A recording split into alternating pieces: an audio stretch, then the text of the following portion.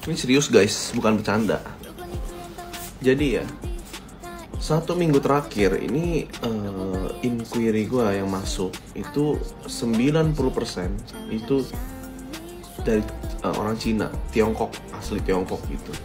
Jadi gue merasa kayaknya sih memang peak ini udah diserbu sama Cina. Tapi bukan diserbu dalam artian perang ya, maksudnya diserbu secara ekonomi nih.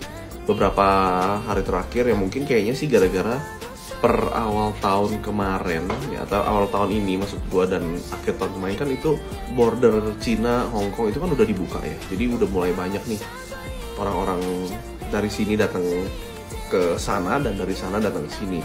Nah tapi ini entah kenapa di peak itu kayaknya menjadi sarangnya mereka gitu loh untuk berbisnis atau melakukan kegiatan ekonomi. Dan mereka ini macam-macam, profesinya ini macam-macam.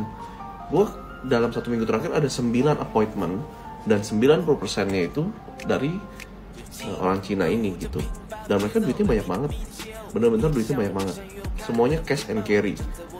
Jadi ada yang bisnisnya restoran, ada yang bisnisnya ekspor impor, ada yang bikin construction, ada juga yang kayak e-commerce. Jadi wah luar biasa.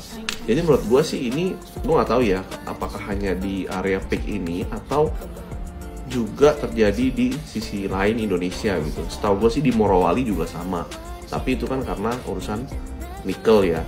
Nah kalau misalnya gue sih melihat ini sebagai suatu kesempatan.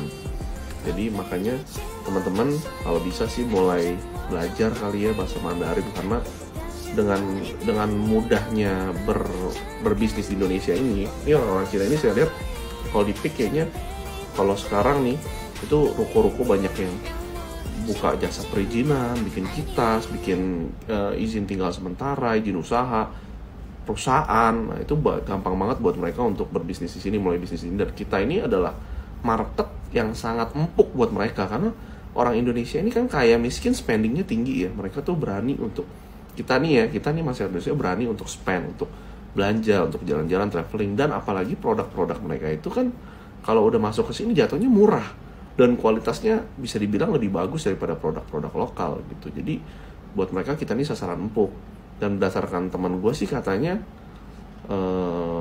mereka udah mulai kesusahan di negaranya sendiri. Maksudnya banyak restriction yang membuat mereka harus ekspansi ke luar negeri. Nah gue rasa ini adalah faktor utama kenapa kita sekarang diserbu